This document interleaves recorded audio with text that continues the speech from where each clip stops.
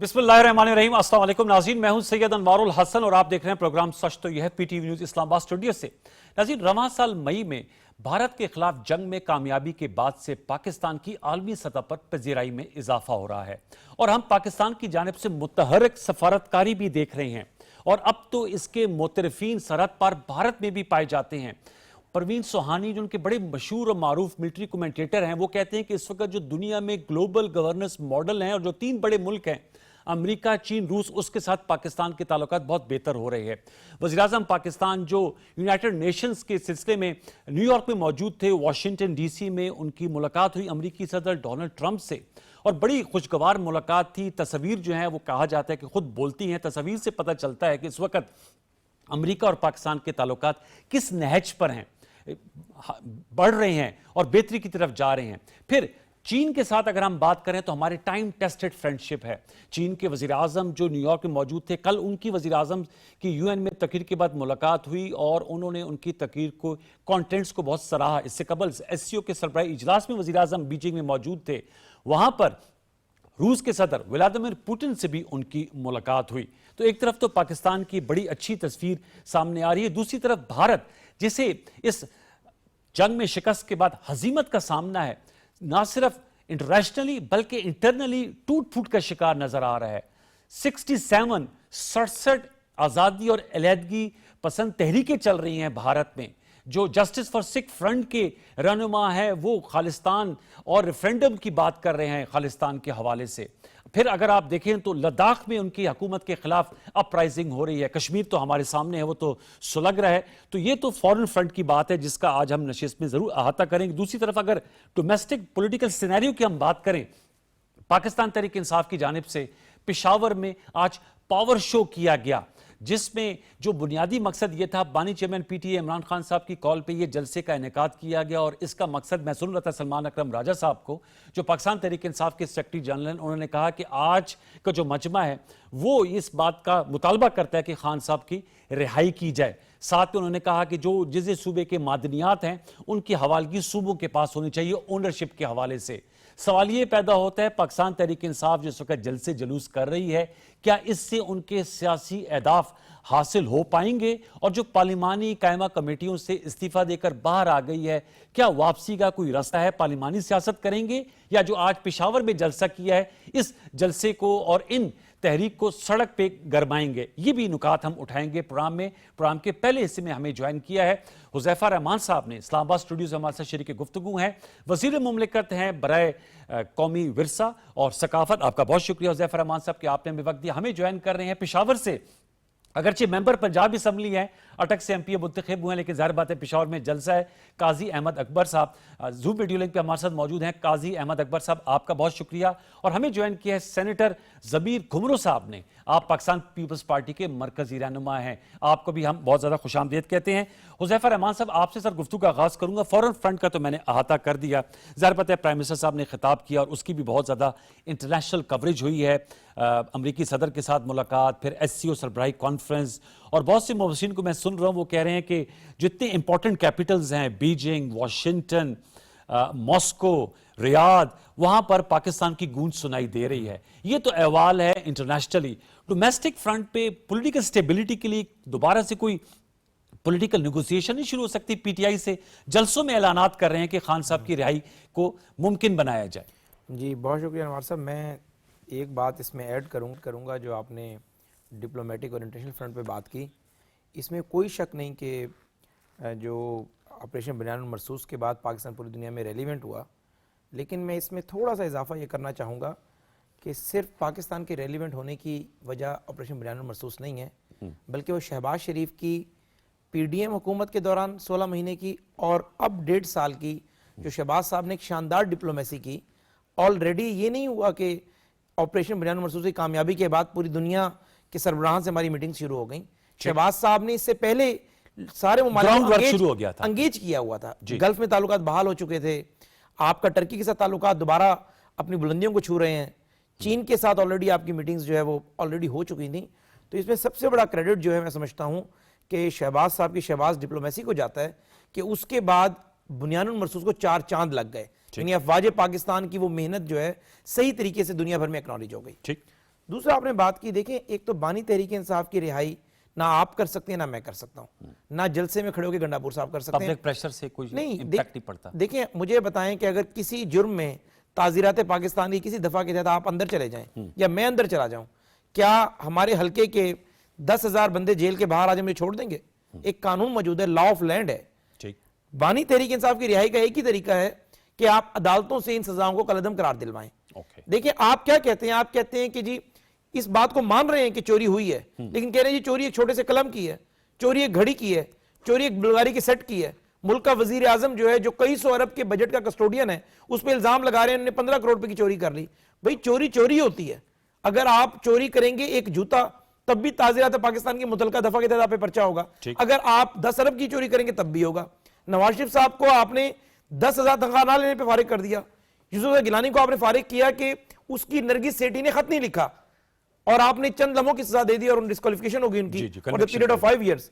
देखिए बात यह है कि बानी तहरीक इंसाफ के खिलाफ जितने भी केसेस हैं, कोई एक केस ऐसा नहीं है जो आप कहें कि जी अचानक आसमान से नाजिल हुआ। कहते हैं पॉलिटिकल मोटिवेटेड। नहीं, बता देता हूं मैं आपको पॉलिटिकल मोटिवेटेड। काजी अहमद अकबर साहब हैं, मैं सिर्फ 10 सेकंड लूंगा। पॉलिटिकल मोटिवेटेड केसेस आप ये देख लें कि हमने कहा था कि आप वजीर आजम होते हुए तोशा खाना का सामान सस्ते रेट पे ले जाएं या छुपा लें। हमने कहा था कि 9 मई में आप मनसूबाबंदी करें और अपने लिए एक नया कट्टा खोल दें। जितने केसेस हैं आपने, कोई हमने ये तो नहीं किया कि बानी तहरीक इंसाफ के खिलाफ पॉलिटिकल विक्टिमाइजेशन ये होती कि बतौर वजीर आजम 2018 से पहले का कोई केस हम उठा के ले आते। आपने हमें मौका दिए, हमने मौके को हाथ से नहीं जाने दिया। मौके को हाथ से हमने आपके खिलाफ प्रोसिक्यूशन करके आपको अंदर कर दिया। अब आपको अदालतें छोड़ेंगी। और दूसरी बात ये कि ये स्टेजों पे खड़े हो किस तरह की तकरीरें मुनासिब नहीं है। आप चाहते हैं कि फॉरेन पॉलिसी जो है वो भी केपीके तय करे, अफगानिस्तान से ताल्लुकात। आप चाहते हैं माइंस एंड मिनरल्स भी आप लोग तय करें। वो मैं आऊंगा, वो बड़ा अहम नुकता है, क्योंकि मैं सलमान अकरम राजा साहब को माइंस एंड मिनरल्स की बात भी आपसे पूछूंगा। काजी अहमद अकबर साहब, बहुत शुक्रिया, आपने वक्त निकाला। मुझे मालूम है कि आप वहां पर पेशावर में हैं। बताइएगा, जलसे से मैं सुन रहा था सलमान अकरम राजा साहब की तकरीर, आपने सुन रहा वजीर मुमलिकत कह रहे हैं कि जलसे में मुतालबा करने से बानीचंद पीटीआई की रिहाई मुमकिन नहीं हो सकेगी, आपको प्रोसिक्यूशन और अदालतों से ही रिलीफ मिल सकता है। आप लोग ये प्रोसिक्यूट कर रहे हैं और आप लोग डिफेंडेंट्स हैं। दूसरा मैं जानना चाह रहा हूं, इस जलसे के जो मकासद थे, जुनैद अकबर साहब को मैं सुन रहा था, वो कहते हैं कि इस जलसे से ये पता चलेगा कि कौम किसके साथ खड़ी है। सर आप समझते हैं कि ये स्ट्रेटेजी आपको नताइज दे सकेगी जिसके आप मुतमन्नी हैं? काजी साहब। बिस्मिल्लाहिर्रहमानिर्रहीम। देखिए इसमें सवाल ये पैदा होता है कि जमहूर की ताकत जो है वो डेमोक्रेसी की बुनियाद है। अब जब डेमोक्रेसी की बुनियाद जमहूर की ताकत है तो यकीनन फिर उसमें देखा जाता है कि लोग किसके साथ खड़े हुए हैं। आप हमेशा डेमोक्रेसी में हेड काउंट्स करते होते हैं और आप देखते हैं कि किसके साथ कितने लोग खड़े हुए हैं, किस फैसले के साथ कितने लोग खड़े हुए हैं, मुल्क को किस डायरेक्शन की तरफ लेके जाना है इसके साथ कितने लोग खड़े हुए हैं। अगर आप कहते हैं आज के इजराइल को हमने एक्सेप्ट नहीं करना एज अ कंट्री, तो आपके लोगों का प्रेशर है। आपके लोग नहीं चाहते कि आप इजराइल को एक्सेप्ट करें। आज अगर ऑस्ट्रेलिया ने पैलेस्टाइन को एज अ स्टेट उसको एक्सेप्ट किया है या और कई वेस्टर्न कंट्रीज ने किया है, तो उनके लोगों का प्रेशर था जिसकी वजह से किया।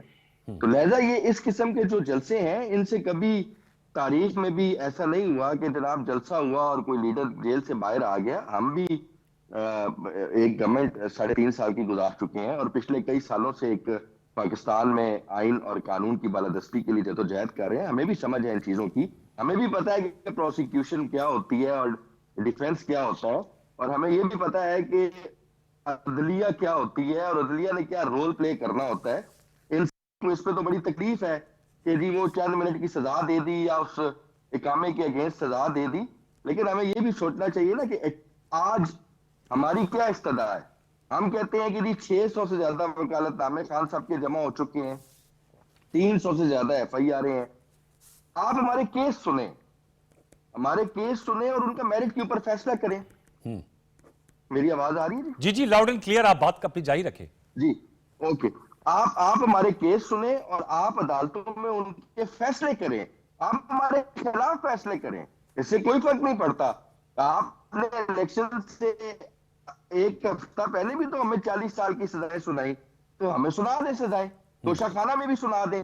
तोशा खाना में तो जो आपके सरकारी वकील थे, हम अदालत में जाके बार बार इस्लामाबाद हाई कोर्ट से क्या इस्तदा कर रहे हैं कि खुदा के लिए हमारे केस सुन लें।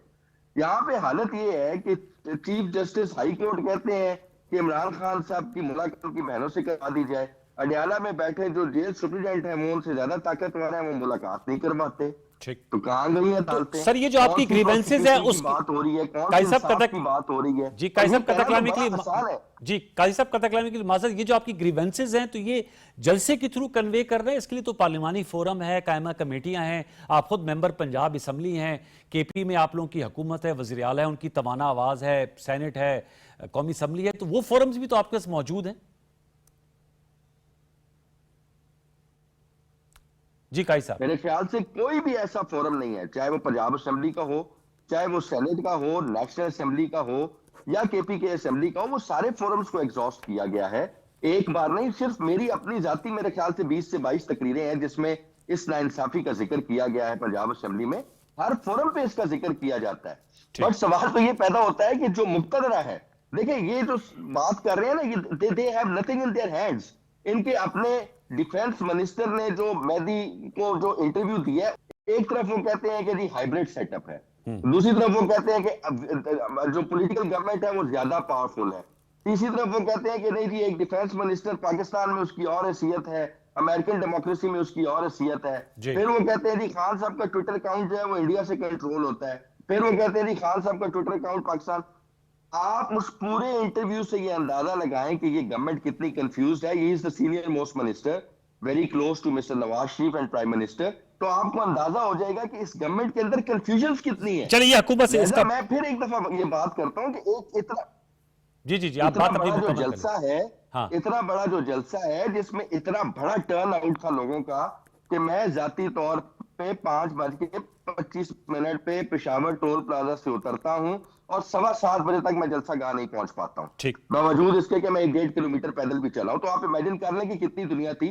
तो ठीक है, ये एक तरीका है हमारा एक्सप्रेस करने का कि जी हम जमहूरियत में लोग क्या चाह रहे हैं। अगर उसको कोई नहीं सुनना चाहता तो वो उनकी अपनी चॉइस है, फेयर उससे कोई फर्क नहीं पड़ेगा। फिर आप मेरे साथ रहेगा हुज़ैफा साहब, वो कह रहे हैं कंफ्यूजन है आपकी हुकूमत में, और वो मेहदी हसन का जो इंटरव्यू है ख्वाजा आसिफ साहब के डिफेंस में उसका हवाला दे रहे हैं और बता रहे हैं कि जलसा बहुत हैवी है, टर्नआउट बड़ा उसका अच्छा रहा। और ये उन्होंने कहा कि अगर आप जमहूर की आवाज़ नहीं सुनना चाह रहे तो वो आपकी अपनी मर्जी है। ये कह रहे हैं हम तो कह रहे हैं हमारे केसेस लगा। तो आपने सारी बात इनकी सुन ली सर। लेकिन 2-3 चीज़ें आपके सवाल की। पहली बात तो ये कि कोई कन्फ्यूजन नहीं है। अच्छा, हुकूमत इस बात पर मुकम्मल मुत्तफिक है, रियासत भी और सियासी हुकूमत भी, कि बानी तहरीक इंसाफ के साथ ना कोई डील है, ना कोई ढील है, ना किसी प्रेशर में उन्हें छोड़ना है। एक ही चीज़ है कि वो अपने केस अदालतों से कलंदम करार दिलवाएं, अदालतों से बरी हो जाएं तो जेल के दरवाजे खुल जाएंगे। ठीक। दूसरी बात आपने कही कि आज काफ़ी बड़ा जलसा हुआ, बिल्कुल हुआ होगा। मैंने अभी तक तो जलसे की फुटेजेस नहीं देखी, लेकिन अगर इससे ये 3 गुना बड़ा जलसा भी कर लें तो एक तो उसका इम्पैक्ट नहीं पड़ना। देखिए पेशावर में आपकी हुकूमत है, हाँ, ये बात उसी हुकूमत के होते हुए आपने 3 दफा मरकज पे चढ़ाई की, वजीर आला अपने जाती पुलिस के मुलाजिम लेकर आए, यहां पर उन्होंने गोलियां बरसाई, लेकिन कुछ नहीं हुआ। अब तो आप फिर पेशावर में जो जलसा कर रहे हैं किसके खिलाफ कर रहे हैं? अपनी हुकूमत के खिलाफ कर रहे हैं। अगर आपके अगर आपने करना है तो लाहौर में करें। आपके जवाब आएगा जी लाहौर में इजाजत नहीं मिलती, तो जलसों को इजाजत की जरूरत नहीं होती। जमहूर जब निकल कर आती है तो इजाजतें खुद हो जाया करती हैं। आपको अगर डीसी मीनारे पाकिस्तान जलसा नहीं करने देगा तो कमिश्नर उसके पास अपील हो जाएगी। अगर कमिश्नर भी अपील नहीं सुनेगा तो हाई कोर्ट ये कहेगी इन्हें किसी जगह जलसा करने दे दें। अगर आप इस्लामाबाद डी ग्राउंड में जलसा करने का कहेंगे तो आपको कहीं ना कहीं संजानी करीब जगह मिल जाएगी, तो आप करें जलसा। इसका मतलब यह है कि यहां पर आपके पास मकबूलियत नहीं है। कराची में अगर आप कराची सेंट्रल कराची में नहीं करते तो चुरंगी आप कुरंगी कहीं पर भी कर सकते हैं जलसा। तो अगर आप पेशावर के अंदर रियासती वसाइल के साथ लोग इकट्ठे करके कहें कि एक सजा याफ्ता मुजरिम को रिहा कर दिया जाएगा, मुमकिन नहीं है। कहते हैं हमारे केस सुनो। हाँ देखिए, केस अदालतों ने सुनने हैं, अदालतें सुन रही हैं। यही अदालतें थीं जिन्होंने पाकिस्तान की हिस्ट्री में पहली दफा कहा कि हम क्लॉक को रिवर्स कर रहे हैं, तब यही अदालतें थीं। आपको पता है कि 18 से 21 तक जिस नैब को हम लोगों ने फेस किया है, एक नैब का केस ऐसा नहीं है लाहौर के अंदर पंजाब में जिसमें उन्होंने प्री अरेस्ट बेल कंफर्म की हो। इनकी सैकड़ों ऐसी प्री अरेस्ट बेलें हैं जो कि नैब में कंफर्म की हैं, नैब के वारंट सस्पेंड हुए हैं। देखिए, आप अगर आपके हक में फैसला आए तो आपके अदालतें जो है वो आजाद हैं। अगर आपके खिलाफ जाना शुरू हो जाए तो आप कहते हैं कि अदालतें जो है वो मैनेज हो चुकी हैं। अगर जस्टिस मंसूर अली शाह साहब, जस्टिस अतर मिनल्ला साहब, बाकी लोग अगर फैसले लिख रहे हो तो आप कहते हैं अच्छे फैसले हैं। अगर वही फैसले यही अफरीदी साहब लिखना शुरू करें, मेहदीन खान लिखना शुरू करें, आप कहते हैं नहीं ये तो मैनेज जजेस हैं। तो ये नहीं, ये मकसद है कि आप अदालतों पे छोड़ते हैं, इन्हीं अदालतों ने इंसाफ देना है। और अगली बात, ये बात कह सकते हैं कि जी आप तो 50 रुपए के स्टाम्प पे चले गए थे, लेकिन 50 रुपए का स्टाम्प था या 5 रुपए का था, उसको एंडोर्स अदालत नहीं किया। आपको भी अगर बेल चाहिए, आपने भी अपने मसले का अगर हल निकालना है तो या ट्रायल कोर्ट है, अगर ट्रायल कोर्ट से सजा हो जाती है हाई कोर्ट है, फिर सुप्रीम कोर्ट है। हुज़ैफा साहब, मैं आपसे ब्रेक पर जाने के से वापस आने के बाद आपसे जरूर पूछूंगा, क्योंकि खान साहब ने अपनी पोस्ट में कहा, उन्होंने कहा कि ये भी पता चले कि ये इंडिया से हैंडल हो रहा है या खान साहब जेल से करें। आपने कहा था, उन्होंने कहा एक नाम बताएं जिसने मुझे, मैंने मोहसिन नकवी साहब ने वो तो कहा, उन्होंने कहा मुझे डील की ऑफर्स हो रही हैं। खान साहब ने कहा, आपने हमारे शो में कहा था कि जी वो तो सब कुछ तैयारी हो गई थी, फिर वो बात मुकम्मल ना हो सकी। उस पर मैं जानूंगा। और घुमर साहब, मैं ब्रेक के बाद फौरन आपके पास आऊंगा। माजत, पहले हाफ में आपके पास नहीं आ सके, छोटा सा वक्फा शामिल करते हैं। वक्फे के बाद आएंगे तो हुज़ैफा रहमान साहब, काजी अहमद अकबर साहब और सेनेटर ज़मीर घुमर साहब हमारे साथ मौजूद होंगे, गुफ्तगू को आगे बढ़ाएंगे। वक्फा ले लीजिए।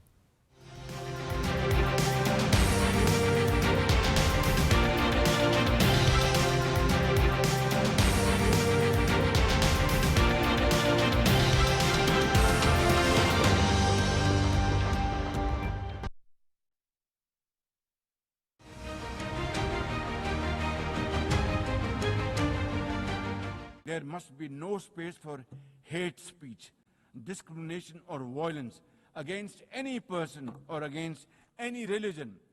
Hate-driven ideologies such as India's Hindutva-driven extremism pose a danger to the entire world. While there is growing recognition of the dangers posed by Islamophobia, the imperative of effectively combating this menace can hardly be overemphasized. Pakistan welcomes the appointment of a UN Special Envoy to combat this scourge.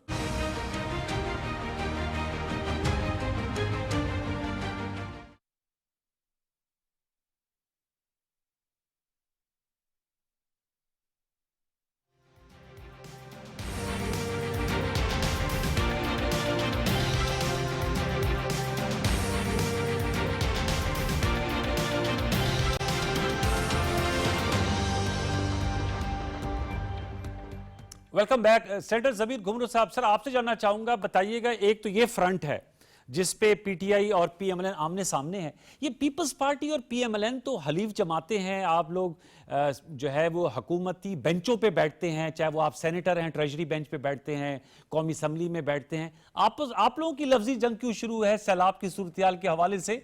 ये एक front पहले काफी नहीं, जो दूसरा front भी खुला हुआ है पॉलिटिकली? नहीं, हम गवर्नमेंट कर रहे हैं, बिल्कुल हम इत्तेहादी हैं। पीएमएलएन की गवर्नमेंट है, हम कैबिनेट में शामिल नहीं हैं, लेकिन उनके जो पॉलिसीज हैं, फॉरेन पॉलिसी, खासतौर पर बिलावल भुट्टो जरदारी साहब जो है वो पहले गए थे जब इंडिया ने एग्रेशन किया था पाकिस्तान के खिलाफ।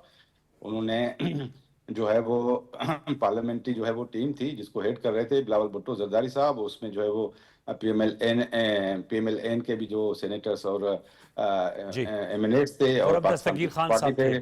जी बिल्कुल। और वहां से ही शुरू हुआ था सारा जो है हमारा डिप्लोमेटिक फ्रंट, जो पाकिस्तान को जो है वो कामयाबी की तरफ ले गया।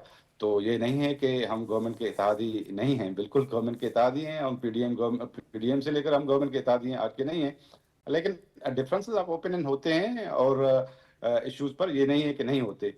ये नहीं है कि जो है वो किसी भी पॉलिसी पर, ये तो डेमोक्रेसी का हुस्न है कि किसी इशू पर डिफरेंस ऑफ ओपिनियन हो जाए और उसको जो है वो एड्रेस भी किया जाए। ये नहीं होता कि जो है वो हम ये कह रहे हैं कि हम बैठे हैं तो फिर जो है वो आमना सदकना हर स्टेप को, जो ये गवर्नमेंट के लिए भी अच्छा होता है कि कहीं डिफरेंस ऑफ ओपिनियन हो तो वो एड्रेस किया जाए। तो ये इसका मतलब नहीं है, लेकिन गवर्नमेंट के साथ आपसे मैं बिल्कुल एग्री करता हूं जी सेनेटर साहब, आपसे एग्री करता हूं, लेकिन जो डिफरेंस ऑफ ओपिनियन है अगर आपस में बैठ के हल हो जाए तो ज्यादा बेहतर ही, बजाय इसके कि मीडिया के थ्रू उसका हल की तलाश किया जाए। देखिए, हमने तो जो है वो, हम तो इस पर सियासत नहीं करते, तो फ्लड तो अलमिया होता है। हमने इसको 2022 के जो है वो रेन फ्लड्स में बड़ा झेला है और हम इस पर सियासत भी नहीं करना चाहते। हमने तो एक सॉल्यूशन दिया था कि भाई disaster management now federal government का सब्जेक्ट है। 2005 में सूबाई असेंबली ने रेजोल्यूशन पास किए थे और फेडरल गवर्नमेंट ने उसको, पार्लियामेंट ने रेगुलेट किया था। पाकिस्तान डिजास्टर मैनेजमेंट अथॉरिटी बनी थी। तो अगर उसके थ्रू फेडरल गवर्नमेंट जो है वो फ्लड अफेक्टीज का करना चाहती है तो फेडरल गवर्नमेंट के पास एक ही इदारा है, बेनजीर इनकम सपोर्ट प्रोग्राम, जो जिसके पास डेटा भी है, तो उसके जरिए जो है वो आप कर सकते हैं। हमने तो ये फेडरल गवर्नमेंट को जो है वो दिया था as a partner, as a ally. लेकिन अगर अगर पंजाब गवर्नमेंट का डिफरेंट ओपिनियन है इस हवाले से, तो वो पंजाब गवर्नमेंट का अपना ओपिनियन है। लेकिन इस पर से बेसिकली अलमिया है बड़ा लोगों को वो भी सपोर्ट करना चाहते हैं, हम भी सपोर्ट करना चाहते हैं, इस पर हम सियासत नहीं करना चाहते। लेकिन हमारा यही मौकफ है कि एक इदारा मौजूद है जो लाखों लोगों की जो है वो किफालत कर रहा है, जो लाखों लोगों को जो है वो सपोर्ट कर रहा है, तो उसके पास डेटा भी है। अगर उसके थ्रू जो है वो उनकी मदद की जाए तो वो सही था। यही था इशू जिस पर जो है वो कुछ स्टेटमेंट आ गए, उधर से भी आ गए, उधर से भी आ गए। As far as the government policy is concern, economic policy is concern और फॉरेन पॉलिसी इज कंसर्न, तो पाकिस्तान पीपल्स पार्टी तो गवर्नमेंट के साथ रही है। हाँ, हमारा इख्तिलाफ होता है, जैसे कि हम कहते हैं कि फेडरल गवर्नमेंट का एक्सपेंडिचर कम किया जाए और प्रो पीपल पॉलिसीज को आगे बढ़ाया जाए। पाकिस्तान पीपल्स पार्टी तो समझती है कि इस गवर्नमेंट को जो है गवर्नमेंट पार्लियामेंट के सामने जवाबदेह है, किसी और इदारे के सामने जवाबदेह नहीं है, तो उसको उस तरीके से ही काम करना चाहिए। क्योंकि हम आइन के जो है वो फाउंडर्स हैं, हम 18th अमेंडमेंट के फाउंडर्स हैं, हम एनएफसी के फाउंडर्स हैं, तो हमारी जो है वो प्रो पीपल पॉलिटिक्स होती है। और जहां भी जो है हमें नजर आता है कि ये ब्यूरोक्रेटिक दूसरी फोर्सेस जो है वो इंटरफेयर कर रही हैं अवाम के मामले में, तो हम बिल्कुल जो है वो अपना मौकफ रखते हैं और हमें रखना भी चाहिए। हम पॉलिटिकल पार्टी है, हमारी कॉन्स्टिट्यूंसी है और हम रखते हैं और खुला रखते हैं, इसमें कोई दो राय नहीं है। इनका जो मौकफ है कि बिल्कुल जमहूरियत में जो है वो जलसे करना जो है पार्टी का हक है, बिल्कुल पीटीआई का भी हक है। और जो हुज़ैफा साहब कह रहे हैं कि केसेस ठीक है, इमरान खान को कन्विक्शन आई है 190 मिलियन पाउंड केस में, उसके अपने जो है उस पर तो उन्होंने अपील दाखिल की है हाई कोर्ट में। और फेयर ट्रायल बिल्कुल हर पॉलिटिशियन का होनी चाहिए। हम भी यही मुतालबा कर रहे थे जब इमरान खान ने हमारे सारे सियासतदानों को जेल में डाला था। वो ये कह रहे होते थे कि कोर्ट से जाकर रिलीफ ले लो, तो अभी भी पीटीआई को भी वहीं से रिलीफ लेना चाहिए, तो कोर्ट से लेना चाहिए। क्योंकि ये तो इमरान खान साहब को तो कन्विक्शन हो गई है ना 190 बिलियन पाउंड केस में। और नवाज शरीफ साहब के खिलाफ जो फैसला आया था उन्होंने भी कहाँ से रिलीफ लिया था, उसको तो आपने देखा होगा, जज का भी वीडियो आया था उसमें। हमारे मामले में जो है वो आसिफ जरदारी साहब को जो है वो गिरफ्तार किया गया था, उसकी बहन अदी फरियाल टालपुर को गिरफ्तार किया गया था और ईद के दिन गिरफ्तार किया गया था। इन्होंने 2018 से जो है वो 22 तक क्या क्या कार्रवाई की और किस लीडर को छोड़ा था, और सबको कह रहे थे कि आपको फैसिलिटीज भी अंदर जेल में नहीं होंगे। अब कह रहे हैं कि हमारी मुलाकात नहीं हो रही, तो आप कौन सी फैसिलिटीज दे रहे थे आपने जो मुखालफिन को? गुमरो साहब, लेकिन आप तो गुमरो साहब आप तो वकील हैं ना, वो कहते हैं 2 wrongs don't make it right। नहीं, हम इनका करें, देखो इनको फेयर ट्रायल होना चाहिए, इनके केसेस की डिसीजंस होनी चाहिए और अदालतों को वो करना है, और अदालतों को जो है इनको फेयर ट्रायल बिल्कुल देना चाहिए। और गवर्नमेंट जो प्रोसिक्यूशन है वो ओवरकिल में नहीं जानी चाहिए कि जो है वो जबरदस्ती केस करना है, इसके खिलाफ भी करना है, उसके खिलाफ भी करना है। जी गुमरो साहब, आप नुक्ता आपका आ गया था। काजी अकबर साहब, सर मैं आपसे जानना चाहूंगा, जलसे में एक तो आपने ये बात की, जाहिर बात है आपने कहा कि बड़ा जलसा है और हम उसकी वजह से प्रेशर जो है वो यूजुअली डाला जाता है। आपने उसके हवाले से ऑस्ट्रेलिया की मिसाल दी और दीगर ममालिक की मिसालें दी। आपसे मैं जानना चाहूँगा कि अभी आपने सुना जो मिनिस्टर साहब है उन्होंने कहा कि जी अफगानिस्तान के साथ जो ताल्लुकात हैं वो सूबाई हुकूमत का सवाबदीद नहीं है, वो वफाकी हुकूमत का सवाबदीद है। मैं चाह रहा था इस जलसे में इस पर भी बात हुई कि जो ये आज भी मैं देख रहा था फितनल खवारिज के 17 खारजियों को लकी मरवत में मारा गया है। खैबर पख्तूनख्वा के जो बंदोबस्ती इलाके हैं, जो साबिक फाटा है, उसमें फितनल खवारिज की कार्रवाइयाँ जारी हैं। उस पर पीटीआई में क्लैरिटी है कि इनके खिलाफ हमने एक्शन लेना है, हम अफगानिस्तान के साथ बरादराना ताल्लुकात चाहते हैं। जो गैर कानूनी तौर पे अफगान बशिंदे खैबर पख्तूनख्वा में आबाद हैं या पाकिस्तान के और हिस्सों में, उनकी अब वापसी जो है वो होनी चाहिए। इन इश्यूज पर भी बात हुई और मैं सुन रहा था सलमान अकरम राजा साहब माइंस एंड मिनरल्स की भी बात कर रहे थे। देखिए जी, इसमें ना एक तो पहली बात तो ये है कि पीपल्स पार्टी और जो मुस्लिम लीग नून का रिश्ता है ना, वो तो मतलब आप ये समझें कि तलाक के लिए दोनों लड़का भी राजी है, लड़की भी राजी है, बिल्कुल ये हर लम्हे तलाक लेने को तैयार है। सिर्फ बड़े नहीं मान रहे, जैसे ही बड़े मान जाएंगे तो ये तलाक जो है ये फॉर्मली हो जाएगी। आप रुजू करने के लिए तो तैयार नहीं है ना? बड़ों की आपने बात की, रुजू करने के लिए आप तो नहीं दोबारा तैयार? नहीं, हमें बिल्कुल रुजू करने की जरूरत नहीं है, ना हमें डील चाहिए ना हमें ढील चाहिए। ये दोनों सूरतें जो है ना, हम उन लोगों में से हैं कि जो दस्तखत करके और सऊदीया की गवर्नमेंट मिलते करके और 10-10 साल के लिए मुल्क छोड़ के चले जाएंगे, ना हम उन लोगों में से हैं कि जो पनाह लेने के लिए यूएई जाके बैठ जाएंगे। हम अपने केसेस को फेस करेंगे और ये हमारा राइट है। हम ये बार बार मांगेंगे कि जी हमें आप जरूर अदालतों में घसीटें, आप अपना पूरा जो ड्यू कोर्स है उसको करें, लेकिन लीगल जो जुरिस्प्रूडेंस है उसके जो एक गिवन जो वेज हैं, उसके जो गिवन रास्ते हैं, उसके मुताबिक चलें। ये नहीं हो सकता कि आप 3-3 और 4-4 महीने एक तारीख ना दें। ये नहीं हो सकता कि एक प्री अरेस्ट बेल लगी हो और आप 6-6 महीने उसकी तारीख ना दें। ये नहीं हो सकता कि आप इलेक्शन से 8 दिन पहले इधर जैसे भोंडे केस में हमें 10 और 15 साल सजा सुना दें। ये यकीनन जो लीगल जुरिस्प्रूडेंस, जो आपकी इश्यूज और जो आपकी लीगल राइट्स हैं, उसके मुताबिक आप हमें प्रोसिक्यूट करें, हम हर तरीके से अदालतों में उसको फेस करेंगे सही। और डील भी नहीं लेंगे और आपकी लीडरशिप की तरह कभी कॉम्प्रोमाइज भी नहीं करेंगे। नंबर 1। नंबर 2 की इन्होंने बात की कि जी जेल के अंदर सहूलतें नहीं है। आपको कितने साथियों की एग्जांपल चाहिए जो जेल में मियां नवाज शरीफ और मरियम नवाज को मिले, एसी वाले कमरे में 20-20, 25-25, 30-30 लोग बैठे थे, चाय सर्व हो रही थी, सैंडविच सर्व हो रहे थे। आज आप जाकर देख लें कि इमरान खान से मुलाकात किस माहौल में होती है। 2 फरिश्ते जो है वो लेफ्ट राइट पे खड़े होते हैं, बात करने की इजाजत नहीं है। अव्वल तो पहली बात यह है कि 1 महीने में 1 मुलाकात होती है।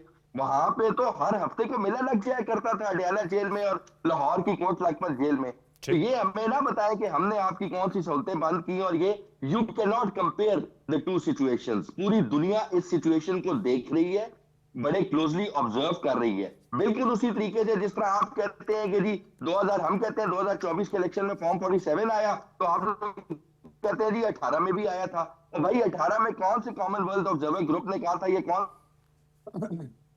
जी लेकिन 24 के इलेक्शन के बारे में हर एक ने मुत्तफिका तौर पे कहा कि ये वर्स्ट इलेक्शन था पाकिस्तान की तारीख का। अब मैं आता हूं अफगानिस्तान के ऊपर ताल्लुकात।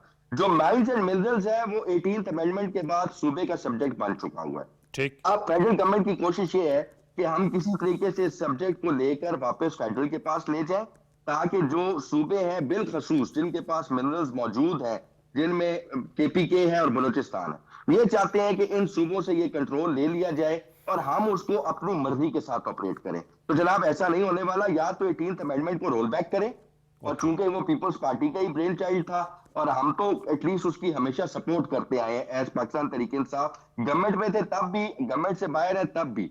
लेकिन अगर आप वापस करना चाहते हैं तो बिल्कुल कर लें, लेकिन क्वेश्चन जब तक 18th अमेंडमेंट इन वोग है उस वक्त तक माइंस एंड मिनरल्स जो है वो प्रोविंशियल सब्जेक्ट है, वो प्रोविंशियल सब्जेक्ट ही रहेगा। ओके। अब उस दिन अफगानिस्तान चीफ मिनिस्टर केपीके ने बड़ा क्लियरली उन्होंने कह दिया कि जी हमने लिस्ट प्रोवाइड कर दी है अपने इनकी मशर्स मीन जो अकाबरीन है मुख्तलिफ कबाइल के, उनकी लिस्ट प्रोवाइड कर दी है फेडरल गवर्नमेंट को। फेडरल गवर्नमेंट ने उसके ऊपर एक डेलीगेशन तैयार करना है जो कि जाएगा अफगानिस्तान। मकसद ये है कि अफगानिस्तान के साथ एटलीस्ट अपना इतना वर्किंग रिलेशनशिप और अपने ताल्लुकात इतने बेहतर कर लें कि जो टेररिज्म वहां से एक्सपोर्ट हो रही है और वो पाकिस्तान में आ रही है, उसको एटलीस्ट अगर हम रोक नहीं सकते तो उसको मिनिमाइज कर लें। बाकी जहां तक बात है ख्वारिज की, जहां तक बात है टेररिस्ट की, जो पाकिस्तान की बका के खिलाफ चलेगा, पाकिस्तान तरीके इंसाफ हो, मुस्लिम लीग नून हो, पीपल्स पार्टी हो, कोई भी जमात हो, हम सब इंशाल्लाह एक मुठ होकर उसका मुकाबला करेंगे, चाहे वो इंडिया की शक्ल में हो, चाहे वो यहूद नसार की शक्ल में हो, या वो अफगानिस्तान की शक्ल में हो। जो भी पाकिस्तान की बका के खिलाफ काम करेगा हम सब एक होकर उसका मुकाबला करेंगे। ये तो बात आपने बड़ी अच्छी की है सर जी। वो कह रहे हैं ना डील है ना ढील है, हमें आप अदालतों में घसीटें लेकिन हम मुकदमे लड़ेंगे, हम कॉम्प्रोमाइज़ नहीं करेंगे। और वो बाकी जो ताने शाने दे रहे हैं वो आपकी क़यादत और घुमरो साहब की क़यादत को दे रहे हैं। क्या कहेंगे? उन्होंने कहा हमें तो कुछ सहूलतें नहीं मिल रही, आप कह रहे हैं बड़ी सहूलतें मिल रही हैं, वो तकाबल पेश कर रहे हैं। आप ये फरमा दें मेरे पास कितने मिनट हैं ताकि मैं उस हिसाब से बस सर आप इनका जवाब दे दें। दे सकता हूँ। जी जी, मेहरबानी आपकी, बहुत शुक्रिया। मैंने पेशेंटली उन्हें सुना है, वो भी मैं कोशिश चाहूँगा कि मुझे पेशेंटली सुन लें। पहली बात तो ये कि कोई एक सहाफ़ी का नाम ले दें ये, और आप इसके ऊपर, ये मैं ऑन एयर कह रहा हूँ, और आपके काफ़ी लंबी चौड़ी आपकी माशाल्लाह व्यूअरशिप है, बड़ा लंबा हल्का अहबाब है। कोई सहाफ़ी ये बता दे कि वो मियाँ नवाज शरीफ साहब और मरियम नवाज साहिबा से मिलने गया तो वो एसी कमरा था, या वहाँ पर पेस्ट्रीज़ और जो है वो सैंडविचेस चल रहे थे। बिल्कुल आप एक यानी बग़ैर तस्दीक के बात कर देते हैं।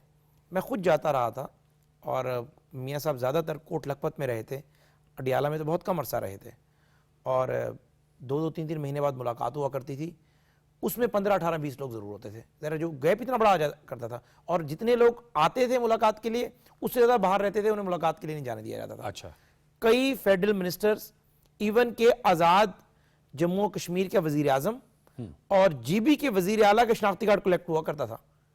यानी जो कि ब्लू बुक में जिनका प्रोटोकॉल लिखा हुआ है। और मुझे याद है कि जिस तरीके का तज़हीक आमेज़ रवैया डिप्टी सुप्रीटेंडेंट का होता था और मियां नवाज शरीफ साहब ने जिस सब्र तहम्मुल से जेल काटी वो हमें पता है। 3 महीने ऐसे आए थे, आप रिकॉर्ड निकलवा के चेक कर लें, जब पार्टी में से किसी को भी मियां साहब से, मरियम साहिबा से, शहबाज साहब से और हमजा साहब से, चारों अंदर थे, मिलने नहीं दिया गया था। उस वक्त मियां नवाज शरीफ साहब ने पैगाम भिजवाया कि मोस्ट सीनियर आदमी जो जेल से बाहर है वो ख्वाजा आसिफ है, वो जो कहे वैसे कर लें, जो सियासी फैसला लेना हो। यानी ये रिकॉर्ड की चीजें हैं। अब आप बात ये कर रहे हैं कि ना डील ना डील, मैंने बात मुतअद्दिद मरतबा की, आज फिर कर रहा हूं। मुझे आप सिर्फ ये बता दें, एनआरओ या ढील की लफ्ज मुख्तलिफ हो सकता है। यानी जनरल मुशर्रफ ने जब मार्शल लगाया तो मार्शल नहीं था, इमरजेंसी थी, आइन मुअत्तल था। ज़िया साहब ने लगाया वो नई चीज थी, याहिया ने लगाया वो नई चीज थी, अयूब खान ने लगाया नई चीज थी। असल बुनियाद यही थी कि आइन मुअत्तल हो गया, आइन नहीं था, फंडामेंटल राइट्स खत्म हो गए। मुझे बताएं कि आप जो गए हैं हाउस ऑफ लॉर्ड में करारदादें पास करवा रहे हैं, ये किस मकसद के लिए है? आप गए हैं डोनाल्ड ट्रंप के एडवाइजर से मिल रहे हैं, बानी तहरीक इंसाफ के बेटे वहां लॉबी कर रहे हैं, जमाइमा गोल्ड समेत तमाम जूश लॉबी को एक्टिवेट कर रही हैं। मगरबी ममालिक में हाउस ऑफ कॉमन्स और आपके जो है हाउस ऑफ सेनेट के मेंबर्स जो अमेरिका में करारदादें पेश कर रहे हैं, उसका क्या मकसद है? आप यहां पर अपना केस लड़ें अगर आपने लड़ना है तो। इसको आप कहेंगे जी इंसानी हकूक की खिलाफ वर्जी हो रही है इसलिए हम ये काम कर रहे हैं। बेसिकली आप लोग डील और ढील का लफ्ज इस्तेमाल किए बगैर रियासत पाकिस्तान पर एक प्रेशर डलवाना चाहते हैं कि हमें आउट ऑफ कोर्ट सेटलमेंट कर दी जाए हमारे साथ। अच्छा। और बानी तहरीक इंसाफ हमेशा से ख्वाहिश रखते हैं कि मुझे कोई मैच्योर ऑफर मिल जाए ताकि मैं बाहर चला जाऊं, और हमारी गवर्नमेंट और एस्टेब्लिशमेंट उन्हें कोई ऑफर देने के मूड में नहीं है। वो हमेशा यही बात कहती है, अगर कोई दोस्त, जरा म्यूचुअल फ्रेंड्स हर जगह होते हैं, तो कारोबारी दोस्त आ जाते हैं, कुछ और लोग आ जाते हैं, हम उन्हें कहते हैं कि जी अदालतें मौजूद हैं। जिस इन्होंने निकाह वाले केस का हवाला दिया कि जी उन्हें जो है आपने इद्दत केस में सजा दे दी, तो हाई कोर्ट ने सजा उड़ा दी, आपको अदालतें रिलीफ दे रही हैं। अगर तोशा खाना में आपको सजाएं आपकी अब तक अपहेल्ड हैं या वो फाइनलिटी अख्तियार कर जाएंगी, या आपको उसके अलावा 9 मई के अंदर जो आपने पाकिस्तान की 78 साल तारीख में कभी किसी आर्मी चीफ के खिलाफ मुनज्जम इस तरीके की बगावत की प्लानिंग नहीं हुई। यानी सियासी साइड से परलो ने अपना लेफ्टिनेंट जनरल, 2 मेजर जनरल्स, सैकड़ों ब्रिगेडियर्स, कई दर्जन बाकी अफसरान जो है उनको सैक किया। कुछ लोगों के खिलाफ फौजी अदालतों में केसेस भी चल रहे हैं जो उनका तरीकेकार है। फैज हमीद का केस आपके सामने है। आप ये कहते हैं बानी तहरीक इंसाफ इसके पीछे नहीं है। कभी भी पुलिस जब मर्डर की तहकीकात करती है वो देखती है कि इस मर्डर का बेनिफिशियरी कौन है। 9 मई के अंदर जो आपने किया, जीएचक्यू पे धावा बोला, आपने मियां वाली में एयर बेस के तैयारों तक पहुंचने की कोशिश की, आपने कोर कमांडर का घर जलाया, आपके सगे भांजे भतीजे आपकी बहनें खड़ी हुई हैं, आप कह रहे नहीं मैं नहीं हूं, मेरे लोग नहीं हैं। वो तो मामला कोर्ट में बाकी है। वो माइंस एंड मिनरल्स का कह रहे हैं कि वो 18वीं तरमीम के तहत इनका राइट है और उन्होंने कहा कि वो हमारा राइट रहेगा, या तो इसको रोल बैक करें। एक तो बात ये कि जो चीजें 18वीं आईनी तरमीम से पहले आपका राइट है, लॉ एंड ऑर्डर है, बाकी चीजें हैं, उसमें आप ये आपकी कामयाबी है कि आपका वजीर आला अपने आबाई गांव डेरा इस्माइल खान नहीं जा सकता। आप चेक कर लें इसको, अपने कॉरेस्पोंडेंट को ले लें कल के प्रोग्राम में और उससे पूछे कि मगरिब के बाद क्या वजीर आला का कॉन्वॉय डेरा इस्माइल खान में सी पैक से गुजर सकता है? जो काम आपकी जिम्मे है वो आप कर नहीं रहे, जो कि आपने 78 सालों में नहीं किए कभी। ना माइंस के हवाले से आपकी कैपेसिटी है, ना आप जो है माइनिंग कर सकते हैं, ना दुनिया को आप अटैक कर सकते हैं। उसमें अगर फेडरल गवर्नमेंट कह रही है कि एग्रीमेंट आपने की है, वजीर आला केपीके ने फेडरल गवर्नमेंट से एग्रीमेंट की है, उस एग्रीमेंट के तहत आपका जो शेयर आपको मिलेगा, अच्छा। उसी का शेयर आपको रिकॉर्डिंग के अंदर केपीके सॉरी बलूचिस्तान में बलूचिस्तान गवर्नमेंट को दे रहे हैं। आज आपका जब दिल करता है आप कहते हैं मैं अफगानिस्तान से डायरेक्ट बात कर लूंगा। नहीं, अब तो कह रहे हैं हमने लिस्ट दे दी है मशरान की, सीनियर्स की, फेडरल गवर्नमेंट को कह रहे हैं काजी अहमद अकबर साहब, केपी गवर्नमेंट ने, अब वो आप लोग कमेटी बना के भेजेंगे। लिस्ट बेशक दें, बिल्कुल ये जायज हक है, ये इनका हक है, ये फॉरेन ऑफिस से कहें कि जी आप हमारे लोगों को इस फोरम पे मौजूद रखें, लेकिन आप कहेंगे बराह रास्त हम बात कर लेंगे। देखिए खुदा का वास्ते रियासत की फेडरेशन को कायम रहने दें। कल ये वक्त नून लीग, पीपल्स पार्टी किसी और जमात पे भी आ सकता है, मरकज में किसी और की हुकूमत होगी। एंड में चलते फेडरेशन को अगर आपने कमजोर किया, पहले 18वीं यानी तरमीम से फेडरेशन कमजोर हुई और अब आप दोबारा इस तरह के इकदाम से फेडरेशन को कमजोर कर रहे हैं। टुवर्ड्स द एंड वो पीपल्स पार्टी से ताल्लुकात किसने है? देखिए हाँ, वो कह रहे थे कि तलाक की, देखिए तलाक अगर ना दोनों फरीकैन जो है वो हो पा रही हो तो दूसरा ऑप्शन आपके खुला का भी होता है। अच्छा। लेकिन मैं समझता हूं कि यहां सूरत हाल ये है कि जो मैं या बाकी तर्जमान जो हैं पीपल पार्टी के, उनकी तो बड़ी ख्वाहिश है कि तलाक हो जाए, लेकिन हमारी जो क़यादत है और जो पीपल्स पार्टी की क़यादत है वो एक दूसरे तर्जमानों की ख्वाहिश है कि हो जाए, तर्जमानों की ख्वाहिश है तलाक हो जाए, पीपल्स पार्टी और नून लीग की क़यादत की नहीं है, क़यादत की मेरी भी हो सकती है, क़यादत इकट्ठे है, बिलावल साहब हर मामले का हल बैठ के निकाल लेते हैं, हम सिर्फ अपनी दुकान चमकाने के लिए मैं उन पे शदीद तनकीद कर दूंगा कि रेटिंग आ जाए, वो मुझ पे कर देंगे, लेकिन असल में हम एक ही हैं। ओके, असल में एक ही है। वक्त मेरा खत्म हुआ जाता है। बहुत शुक्रिया ज़ैफर रहमान साहब, thank you very much for joining us. बड़ी एनिमेटेड आपने गुफ्तगू की।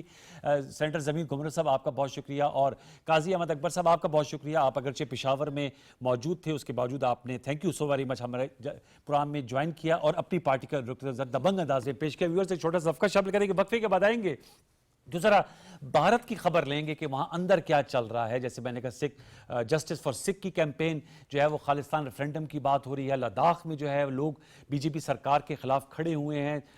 67 के करीब जो तहरीकें हैं अलहदगी पसंदी की वो चल रही हैं। इसका अहाता करेंगे ब्रेक पर। ब्रेक ले लीजिए।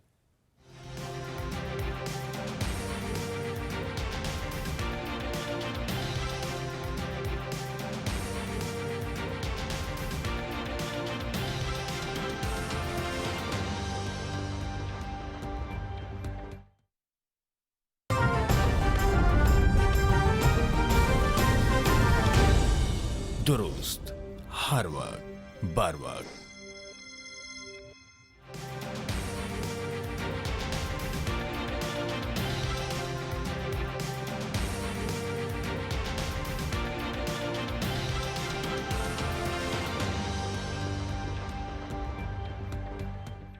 Welcome back viewers. हम गुफ्तगू करेंगे वज़ीर-ए-आज़म पाकिस्तान ने कल यूएन जनरल असम्बली से खिताब में भारत के हवाले से बड़े दो टोक अंदाज में पैगाम उनको पहुंचाया कि हमने आपको जंग में जो है वो ब्लडी नोज दी, आपने हम पर हमला किया, मासूम शहरियों को निशाना बनाया, हमने आपको दंदान शिकन जवाब दिया, लेकिन अमन की खातिर हम आपसे बातचीत के लिए तैयार हैं। ताहम अगर जो सिंतास मुआहदे को मुअत्तल करने के बाद पाकिस्तान का पानी रोका तो उसको इक़दाम जंग करार दिया जाएगा।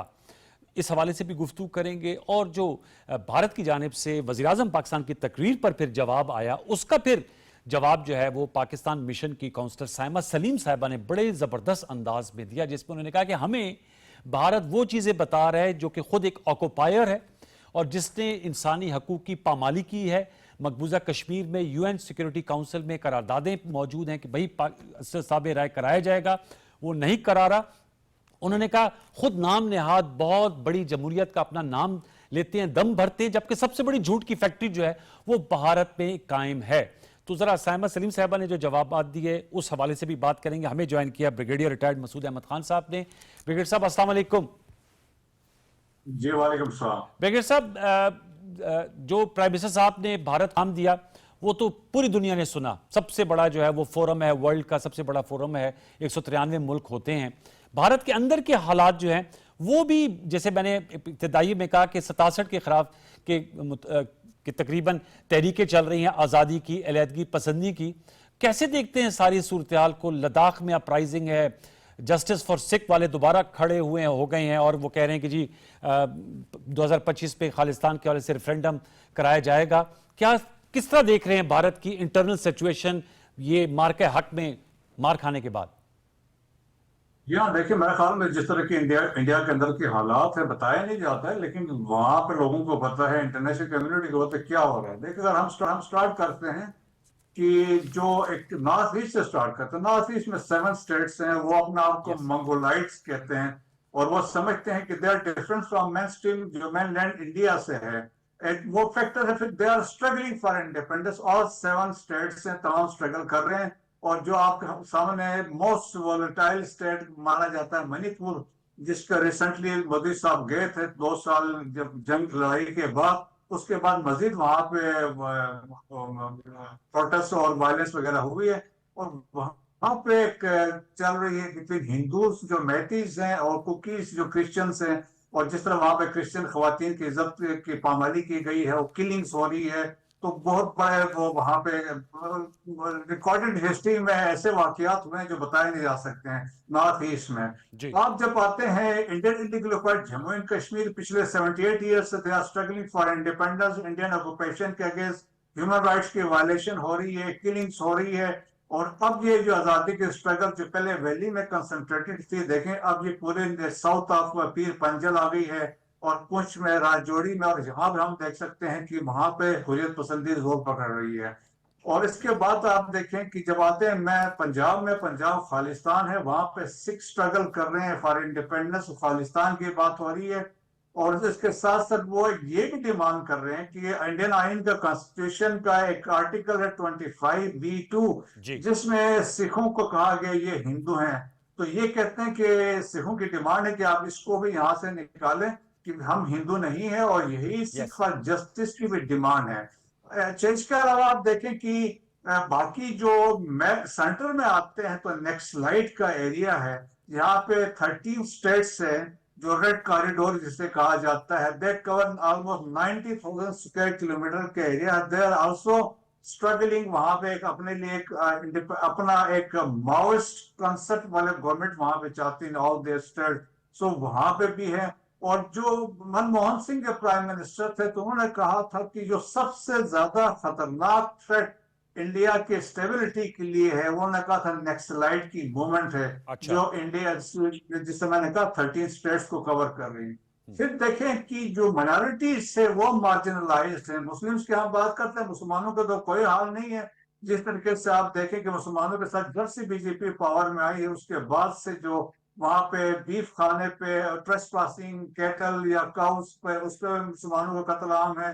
बाबरी मस्जिद की मिसाल हमारे सामने है, अभी तो वो क्लेम कर रहे हैं, और मदरसा, मसाजिद, इवन अभी तो ताजमहल की बात कर रहे हैं, रेड फोर्ट की बात कर रहे हैं, कुतुब मीनार की बात कर रहे हैं कि यहाँ भी कोई हिंदू आसार थे पुराने।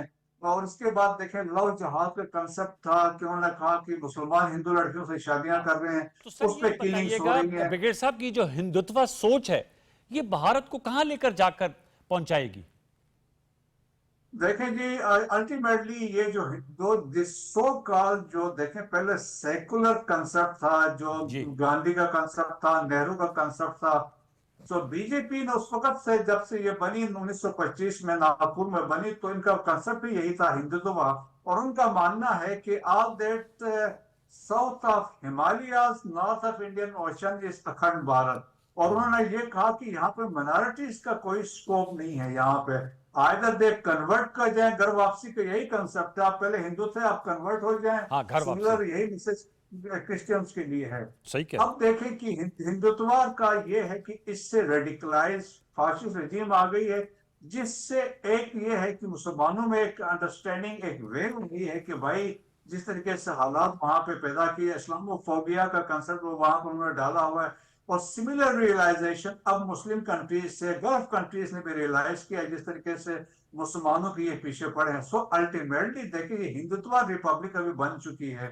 तो मेरा ख्याल में अल्टीमेटली देखिए, एक प्रेसिडेंट ओबामा ने एक इंटरव्यू दिया था क्रिस्टीन अमानपुर को, उन्होंने कहा था there will be a point of time, जी उन्होंने कहा था when India will pull apart. उन्होंने कहा जिस तरीके से ये माइनॉरिटीज को ट्रीट कर रहे हैं, मेनली स्पेशली उन्होंने कहा मुसलमानों के, उन्होंने कहा था ये इंडिया टूट जाएगा। अच्छा अगर आप किताब खुशवंत सिंह की किताब है द एंड ऑफ इंडिया, तो उसमें लिखा कि India has gone to dogs.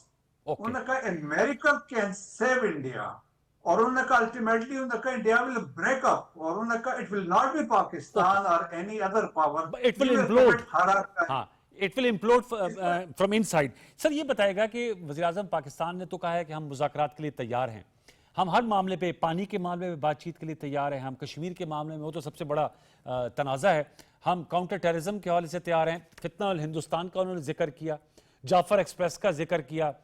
अभी ब्रेक पर जाने से पहले मैं बात कर रहा था फितना अल खवारिज की, वो भी भारतीय स्पॉन्सर्ड हैं। तो भारत तो पाकिस्तान के खिलाफ प्रॉक्सीज के थ्रू वॉर लड़ रहा है, और अजीत डोवल का ये डॉक्ट्राइन है कि जी इनको अंदर से आप जो है ना, वो जो वनरेबल एरियाज हैं उनको उधर से आप हर्ट करें। आप समझते हैं वज़ीर-ए-आज़म साहब का ये कहना है कि अमन मुज़ाकरात के लिए हम तैयार हैं, कोई रेसिप्रोसिटी आएगी नरेंद्र मोदी साहब की हुकूमत की जानिब से? देखिए, पहले तो प्राइम मिनिस्टर ने बड़ी अच्छी बात की है ही कि हम we Pakistanis are responsible state, और हम अभी भी पीस की बात करते हैं, डायलॉग की बात करते हैं। और जब हम कई एग्रेसिव हमारे डिजाइन्स नहीं है, तो बड़े वाज़ेह तौर पर उन्होंने इंटरनेशनल कम्युनिटी को एम्पावर करवाया, हम बातचीत के लिए तैयार है। और सेकंड ये है कि इंडिया से आप एक्सपेक्ट ना करें कि नियर फ्यूचर में, क्योंकि जो उनके साथ हुआ है with the recent humiliation जो मार्के हक में हुआ, बुनियाद मरसूस में हुआ, और मैं तो कहता हूँ next 15 years they will take कि अपनी सफाइयां देते रहेंगे कि हमारे साथ क्या हुआ। अभी देखें 7 कंफर्म जहाज है, अभी तो टेल नंबर भी दे दिए हैं 4 राफेल के कि ये जहाज है। तो अभी तो इंटरनेशनल कम्युनिटी भी मानती है। पाकिस्तान को इसीलिए कहते हैं ना कि जिस तरीके से आपका प्रोफाइल बढ़ गया है, दुनिया आपको मानती है, आप उम्मा का एक लीडर आप बन चुके हैं, दैट्स व्हाई अमेरिकन आपको प्रायोरिटी हर चीज में दे रहे हैं। तो लेकिन इंडिया ये है कि अंदर से इंडिया ने आपको कभी एक्सेप्ट नहीं किया as a sovereign independent state अपने पड़ोस में। दैट्स व्हाई 1947 से वो तमाम वो कॉन्स्पिरेसीज कर रहा है जो आपको डिस्टेबलाइज देखिए ब्रिगेडियर साहब, वाजपेयी साहब जो साबिक भारतीय वज़ीर आज़म थे, वो आए थे मीनारे पाकिस्तान और उन्होंने कहा था पाकिस्तान एक रियलिटी है। आपको याद होगा वो आए और उन्होंने कहा था। लेकिन ये जो नरेंद्र मोदी और इनके जो 4-5 जो है ये चौकड़ी है, ये बड़े अमित शाह हैं इसमें, और इसके अलावा वो राजनाथ सिंह हैं और वो योगी हैं और खुद नरेंद्र मोदी साहब, ये माइंडसेट जो है ये बिल्कुल हिंदुत्व की जो एक अगली शेप है। तो ऐसा ये देखें कि अभी आप डिवीजन देख सकते हैं बिटवीन आर्मी, मिलिट्री और जो सिविलियन लीडरशिप है, जो कहते हैं ना गैंग ऑफ थ्री। तो इसमें ये बाकी इसमें डिफरेंस आ रहा है क्योंकि ये बहुत ही ज्यादा रेडिकलाइज है और इन्होंने आर्मी को भी रेडिकलाइज करना चाह रहे हैं। आपने देखा उनका CDS एक संत के वो साधु के पास गया हुआ था और वहां पे एक कंसेप्ट था, तो वो भी रेडिकलाइजेशन करना चाहते हैं। तो उससे ये है कि देखें कि मैं कहता हूं कि इंडिया इतना एक्सपोज हुआ, इंडिया इतना नुकसान में चला गया मोदी साहब की वजह से फॉर द लास्ट 14 years। और अभी भी देखें ना कि अभी इसका graph despite the effect Babri मस्जिद की जगह में राम मंदिर बना लिया, लेकिन इलेक्शन में फिर भी ये बदतरी हासिल नहीं सकर। 230 सिर्फ मेजॉरिटी भी नहीं है। टोटल 2 लोकल पार्टी है, एक तेलुगु देशम पार्टी है साउथ की, है जनता दल यूनाइटेड नॉर्थ उनके साथ मिलकर जो है वो बिल्कुल। सर आपने जॉर्ज आपने रेडिकलाइजेशन की बात की, अब तो कल हमारा इंशाल्लाह इंडिया के साथ टाकरा है। उनकी टीम कितनी रेडिकलाइज्ड हो गई है? क्रिकेट को उन्होंने पॉलिटिक्स क्रिकेट में घुसेड़ दी है। सूर्या कुमार यादव को फाइन भी हुआ है ICC की जानिब से, अगरचे उन्होंने जवाबी फिर फाइन हारिस रऊफ पे भी किया है। बार के बहुत शुक्रिया ब्रिगेडियर रिटायर्ड मसूद अहमद खान साहब, आपने बड़े अच्छे तरीके से इंडिया के अंदर जो सेपरेटिस्ट मूवमेंट्स चल रही हैं और इंडिया की जो ब्रेकअप की इंप्लोजन की बात हो रही है उसका आपने किया। कल पाकिस्तान इंडिया का फाइनल है एशिया कप में 41 साल बाद। हम भी दवा करेंगे, आप भी दवा कीजिएगा कि पाकिस्तान जो है वो 2 जो पहली शिकस्तें हुई हैं पहले राउंड में और 4 राउंड में, वो फाइनल में उसका बदला ले और इंडिया को ऐसी शिकस्त दे के उसके बाद वो 6-0 की जो बात है ना, अब तो वज़ीर आज़म ने कहा था 7-0, वो उन पर जो है वो इम्प्रिंट रहे। इन्हीं दुआया कलमात के साथ मुझे सैयद अनवारुल हसन और प्रोडक्शन टीम सचते हुए को इजाज़त दीजिए। आपसे दोबारा मुलाकात होगी, तब तक के लिए अल्लाह ने के बान।